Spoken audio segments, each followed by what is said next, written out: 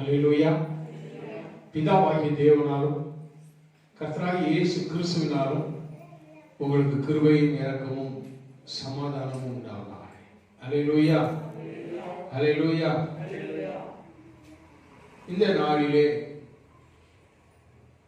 நாம் சிந்திக்கவிருக்கிறதானே வேத வசனங்கள் 1 தீமோத்தேயு 1 அதிகாரம் 15வது வசனம். 1 தீமோத்தேயு 1 அதிகாரம் 15வது வசனம். பாவிகளை ரட்சிக்க கிறிஸ்து இயேசு உலகத்தில் வந்தார் என்கிற வார்த்தை உண்மையும் எல்லா அங்கீகரிப்புக்கும் பாத்திரமும் ஆனது. அல்லேலூயா.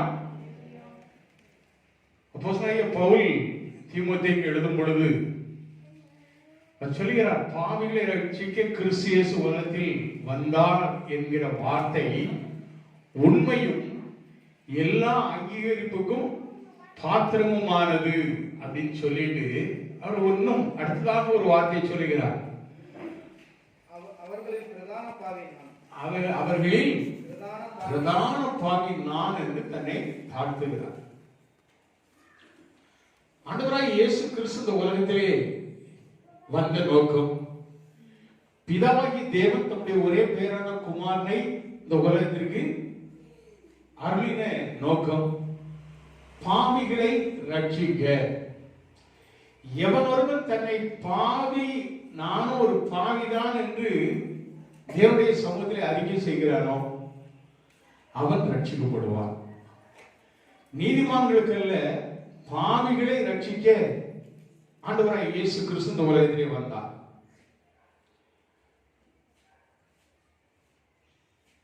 லூக்கா எழுதின சுவிசேஷம் 5 அதிகாரம் 32வது வசனத்திலே நாம் வாசிக்கும் பொழுது, லூக்கா எழுதின சுவிசேஷம் 5:32 நாம் பார்க்கும் பொழுது, நீதிமான்களே அல்ல பாவிகளையே மனம் திரும்புவதற்கு அழைக்க வந்தேன் என்றார் என்று சொல்லப்படுகிறது. பாவிகளை மனம் திரும்ப வேண்டும். ஒரு பாவி அழிவதை ஆண்டவர் விரும்புவதல்ல. ஒரு பாவி பாதாளத்திற்கு செல்வதை ஆண்டவர் நினைச்ச மாட்டார், விரும்ப மாட்டார். விரும்புகிற ஆண்டவர் அல்ல. பாவிகளை ரட்சிக்க, நீதிமான்களே அல்ல பாவிகளை ரட்சிக்க, பாவிகள் மனம் திரும்ப வேண்டும் என்று அவர்களை அழைக்க வந்தேன் என்று ஆண்டவர் சொல்லுகிறார். இப்ப இயேசு கிறிஸ்து உலகத்திலே அவர் கிறிஸ்துவாய் ரட்சகராய் பிறந்தார் என்றால், அவர் இந்த உலகத்திலே வந்த மிக முக்கியமான நோக்கம் பாவிகளை ரட்சிக்கும்படியா. நாம் செய்த பாவத்தை நாம் அறிக்கை செய்யும் பொழுது ஆண்டவர் அதை மன்னித்து நம்மேல் நீதி பாராட்டுகிற தேவனாய் இருக்கிறார். வேதத்திலே நாம் வாசிக்கும் பொழுது வேதம் இப்படியாக சொல்லுகிறது. லூக்கா 15:17 நாம் வாசிக்கும் பொழுது, ஒரு பாவி மனம் திரும்பும் பொழுது பரலோக ராஜ்யம் என்ன செய்கிறது? மிகவும் சந்தோஷப்படுகிறது என்று சொல்லப்படுகிறது. வாசிங்க.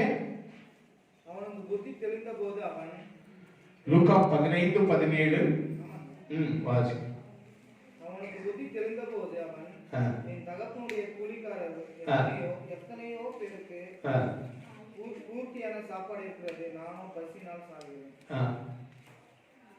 நான் எழுந்து இல்ல அந்த வசனம்ல glory to God.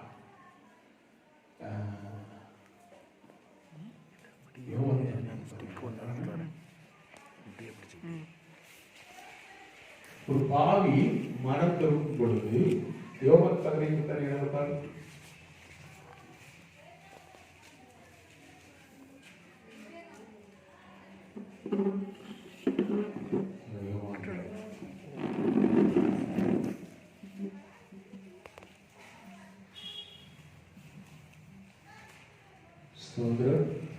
வேணும் அது சொல்கிற காரியம் தான்.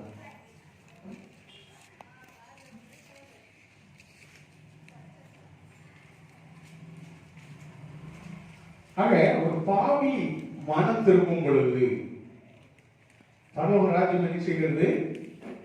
மிகுந்த பரலோகத்திலே மிகுந்த சந்தோஷம் உண்டாகிறது என்று அப்படியாக நாம் இந்த சுவிசேஷ புஸ்தகத்திலே நாம் பார்க்கிறோம்.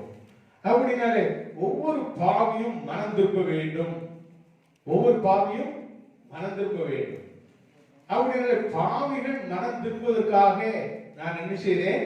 அவர்களை அழைக்க வந்தேன் என்று ஆண்டவர் சொல்கிறார். லூக்கா 15:2 நாம் வாசிக்கும் பொழுது ஆண்டவர் இயேசு இந்த உலகத்திலே வந்த பொழுது அவர் என்ன செய்தார்? பாவிகளோடு இருந்து என்ன செய்தார்? சாப்பிட்டார். வேத பாரகரும் பரிசேயரும் அதை பார்த்து என்ன செய்யறாங்க? அப்படியே இவர் பாவிகளோடு உட்கார்ந்து இருக்கிறாரே, பாவிகளோடு பந்து இருக்கிறாரே என்று சொல்லி அப்படியாக ஆண்டவரை குறித்து அவர்கள் விசனப்பட்டார்கள். ஆண்டவரை குறித்து ஒரு மாதிரியாக பேச ஆரம்பித்தார்கள். ஆனால் இயேசு கிறிஸ்து பாவிகளை நேசிக்கிறவராய் இருந்தார். இந்த லூக்கா 15:2 நாம் வாசிக்கும் பொழுது அதிலே நாம் அப்படித்தான் நாம் பார்க்கிறோம். வாசிங்க லூக்கா 15:2. அப்பொழுது பரிசேயர் வேதபிரகாரம் முறுமுறுத்து இவர் பாவிகளை ஏற்றுக்கொண்டு அவர்களோடு சாப்பிடுகிறார் என்றார்கள். அப்பொழுது வாசிங்க அப்பொழுது பரிசேயரும் வேதபாரகரும் முறுமுறுத்து இவர் பாவிகளை ஏற்றுக்கொண்டு அவரோடு சாப்பிடுகிறார் என்றார். பாவிகளோடு பந்தி இருக்கிற ஆண்டவர், பாவிகளோடு சாப்பிட விரும்புகிற ஆண்டவர். யார் என்ன முறுமுறுத்தாலும் ஆண்டவர் வந்த நோக்கமே பாவிகளை ரட்சிக்கும்படியாக வந்தார். ஹல்லேலூயா. ஏசாயா 13:9 நாம் வாசிக்கும் பொழுது, ஏசாயா 13:9 நாம் வாசிக்கும் பொழுது அந்த வசனம் எப்படி சொல்கிறது? இதோ தேசத்தை பாழாக்கி அதில் பாவிகளை அதிலிருந்து அழிப்பதற்காக கர்த்தருடைய நாள் கடூரமும் மூர்க்கமும் உக்கிரகோபமாய் இருக்கிறது. கர்த்தருடைய நாள் என்று சொன்னால் ஆண்டவராகிய இயேசு கிறிஸ்துவினுடைய 2ஆம் வருகை நாள். அந்த நாளிலே பாவிகளை அழிப்பார் என்று சொல்லி வேதம் சொல்லுகிறது. ஆனால் இது கிருபையின் காலம். இந்த கிருபையின் காலத்திலே இயேசு கிறிஸ்து நமக்கு கொடுக்கப்பட்டிருக்கிறார். நமக்காக இந்த உலகத்திலே வந்தார். அவர் வந்ததாக முக்கிய நோக்கமே பாவிகளை ரட்சிக்கும்படியாக. யார் யார் பாவத்திலே இருக்கிறார்களோ, பாவிகளாய் இருக்கிறார்களோ, அவர்கள் நான் பாவி என்று உணர்ந்து ஆண்டவரை தேடும் பொழுது பாவிகளை ரட்சித்து அவர்களை என்ன செய்கிறார்? மீட்கிறார். மீட்பராக வந்த இயேசு. அல்லேலூயா. வேதத்திலே இன்னொரு வசனமும் அப்படி சொல்லுகிறது. யோபு 24:19 நான் வாசிக்கும் பொழுது பாதாளமானது பாவிகளை பட்சிக்கும் என்று அந்த வசனம் சொல்லுகிறது. பாதாளமானது பாவிகளை பட்சிக்கும். அருமையான தேவனுடைய பிள்ளைகளே, அப்படி பாவிகளை குறித்து ஒரு பகுதியில் சொல்லப்பட்டிருக்கிறது. ஆனால் நம்முடைய ஆண்டவர் பாவிகளை ரட்சிக்கும்படியாக வந்தார். மார்க்கு 2:17 நான் வாசிக்கும் பொழுது அந்த வசனம் எப்படி சொல்லுகிறது? பிணியாளிகளுக்கு, இயேசு அதை கேட்டு பிணியாளிகளுக்கு வைத்தியம் வேண்டியதே அல்லாமல் சுகமுள்ளவர்களுக்கு வேண்டியதில்லை, நீதிமான்களே அல்ல பாவிகளையே மனம் திரும்புவதற்கு அழைத்து வந்தேன் என்றார்.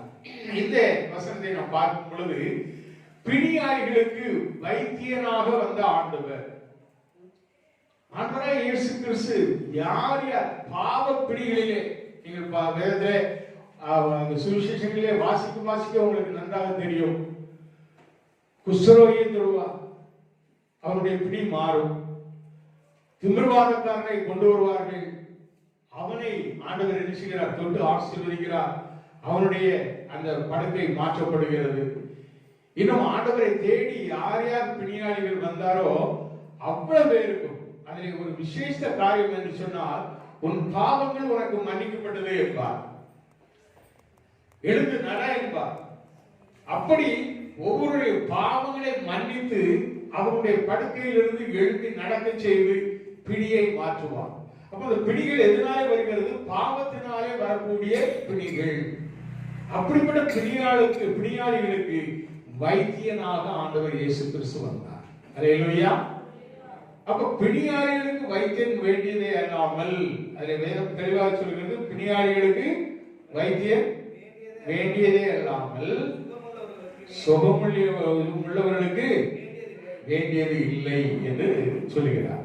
அருமையான தேவனுடைய பிள்ளைகளே, ஆண்டவராய் இயேசு கிறிஸ்து அப்படியாக பிணியாளிகளுக்காக இந்த உலகத்திலே வந்தார். பாவ பிணிகளிலே, பாவத்தினாலே ஏற்படக்கூடிய சரீரத்தின் வியாதிகள், அவர்களை முடக்கி இருக்கிறதான அந்த முடக்கங்கள், அப்படிப்பட்ட கட்டுகள் எல்லாவற்றிலிருந்து விடுதலை கொடுத்து அவர்களை ஆசீர்வதிக்கும்படியாக இயேசு கிறிஸ்து இந்த உலகத்திலே ரட்சகராக வந்தார். அல்லேலூயா. அப்போஸ்தலனாகிய பவுல் அதை குறிப்பிடுவது போல, பாவிகளை ரட்சிக்க கிறிஸ்து இயேசு உலகத்திற்கு வந்தார் என்பது எத்தனை மெய்யான காரியம், உண்மையான காரியம், சத்தியமான காரியம். அந்த பாவிகளிலே பிரதான பாவி நான் என்று அவர் என்ன செய்கிறார்? தன்னை தாழ்த்துகிறார். பாவிகளிலே பிரதான பாவி நான் என்று சொல்லுகிறார். அப்போஸ்தலனாகிய பவுல் எப்படி சொன்னார்? நாமெல்லாம் எப்படி சொல்லணும்? நாமெல்லாம், நான் சொல்லுவேன் என்ன, நான் மகா பிரதான பாவி என்பேன். பவுல் பாவி என்றால் நான் மகா பிரதான பாவி. பிரியமானவர்களே, நாம் அப்படி தாழ்த்தும் பொழுது தாழ்மையுள்ளவனுக்கு கிருபை அளிக்கிற கர்த்தர் அவருடைய கிருபையினாலே நம்ம நினைச்சுவார், ரட்சித்து வழி நடத்துவார். அல்லேலூயா. மூன்றாவதாக நாம் பார்க்கும் பொழுது, ஆண்டவராய் இயேசு கிறிஸ்து இந்த உலகத்திலே வந்த நோக்கம், பிதாவாகிய தேவன் தம்முடைய ஒரே பேரான குமாரனை நமக்கு தந்ததான நோக்கம் என்ன என்று யோவான் 3ஆம் அதிகாரம் 16வது வசனத்தை நாம் வாசிப்போம். யோவான் 3:16.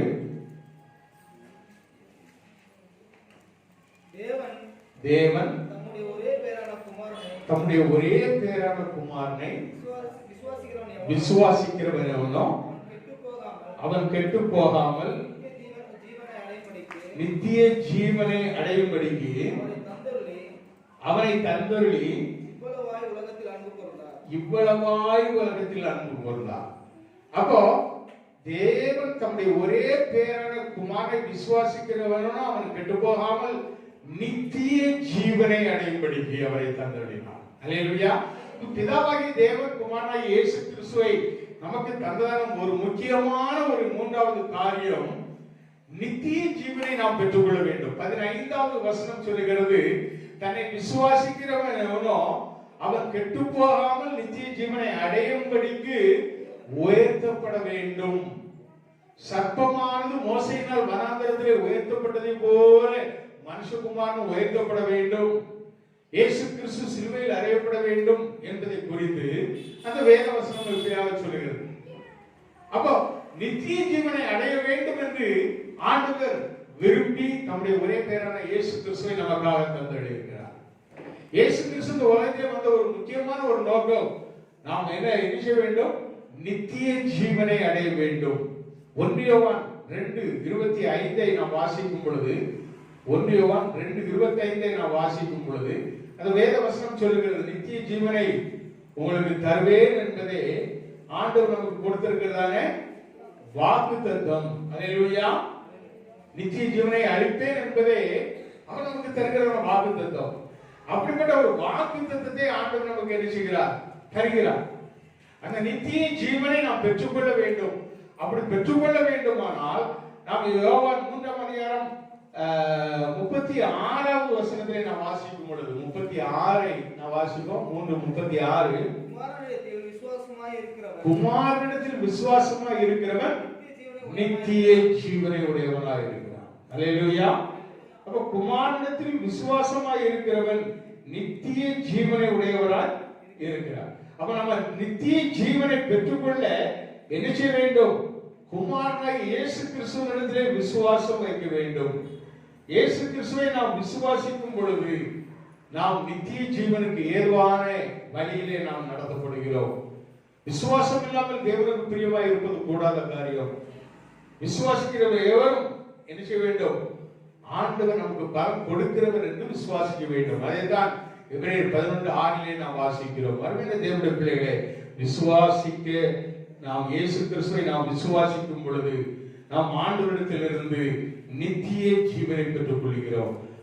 பிரியமானவர்களே, யோவான் 5ஆம் அதிகாரம் 24வது வசனத்திலே நான் வாசிக்கும் பொழுது, யோவான் 5:24 வாசிக்கும் பொழுது, என் வசனத்தை கேட்டு என்னை அனுப்புகிறவரை விசுவாசிக்கிறவனுக்கு நித்திய ஜீவன் உண்டு. அல்லேலூயா. என் வசனத்தை கேட்டு, ஆண்டவருடைய வசனத்தை கேட்க வேண்டும், சத்தியம் கேட்க வேண்டும். சத்தியம் உங்களை விடுதலையாக்கும். சத்தியம் உங்களை விடுதலையாக்கும். அப்ப விடுதலையாக்கும் அந்த சத்தியத்தை நாம் கேட்டு அதன்படி நாம் நடக்கும் பொழுது நாம் நித்திய ஜீவனை நோக்கி நாம் பயணம் மேற்கொள்கிறோம். அந்த நித்திய ஜீவனை நாம் பெற்றுக்கொள்கிறோம். என் வசனத்தை கேட்டு என்னை விசுவாசிக்கிறவனுக்கு நித்திய ஜீவன் உண்டு. அவன் ஆக்கினைக்கு தீர்ப்புக்கு உட்படாமல், வேதம் சொல்கிறது, அவன் ஆக்கினைக்கு தீர்ப்புக்கு உட்படாமல்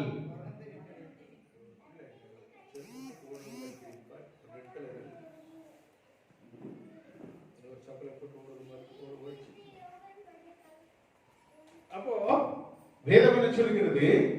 அவன் ஆக்கினைக்கு தீர்ப்புக்கு உட்படாமல் மரணத்தை விட்டு நீங்கி ஜீவனுக்கு உட்பட்டு இருக்கிறான் என்று மெய்யாகவே மெய்யாகவே உங்களுக்கு சொல்லுகிறேன் என்றார். ஹல்லேலூயா.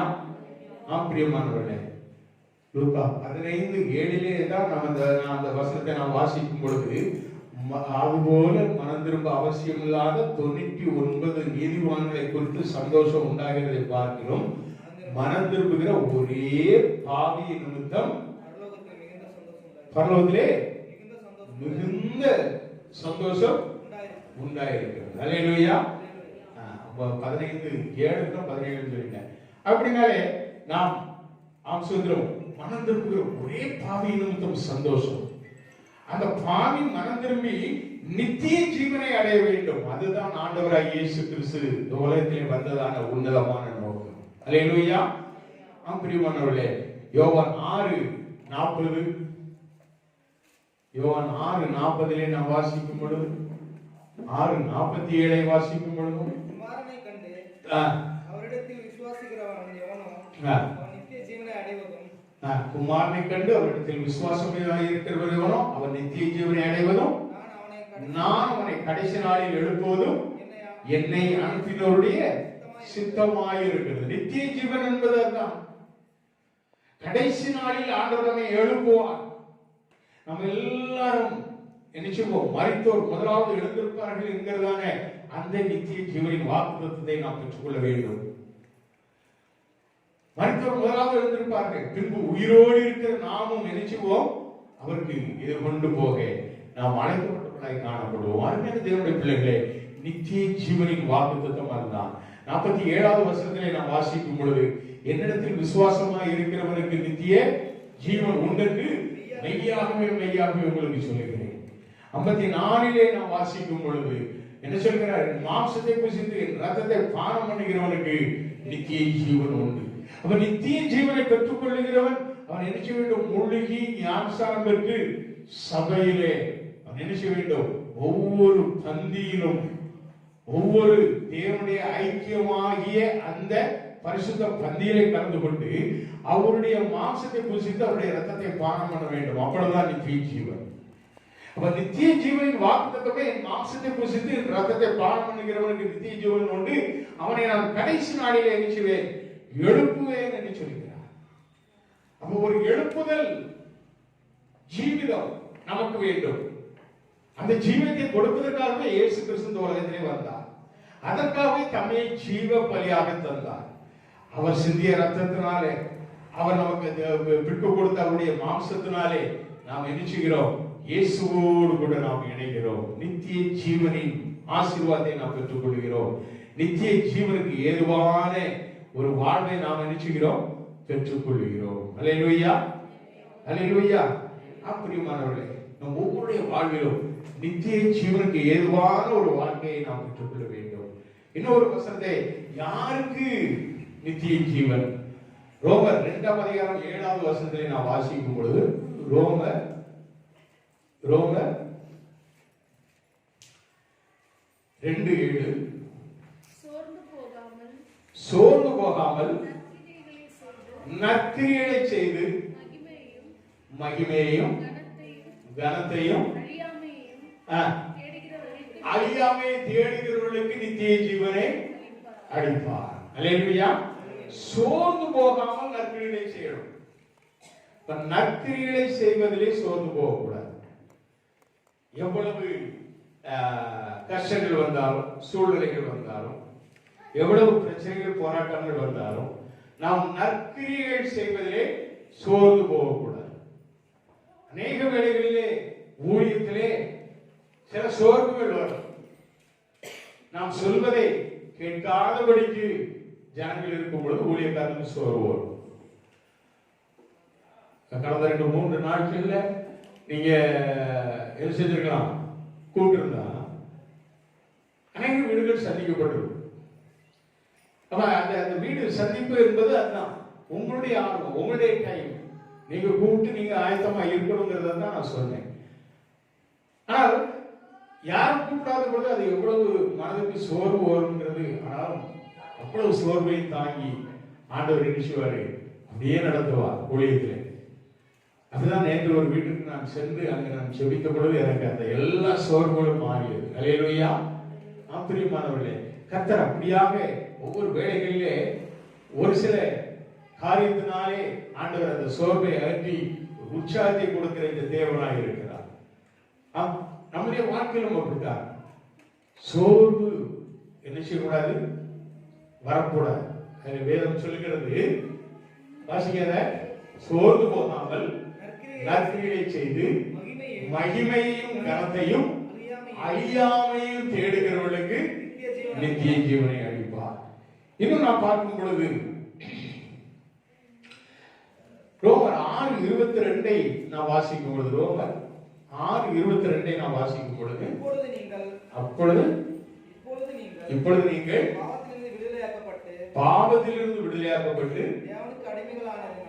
தேவனுக்கு அடிமை. இப்ப பாருங்க, நாம பாவத்திற்கு அடிமையாக இருந்த நம்மை நாம் அதிலிருந்து ஆண்டவர் மீட்கிறார்.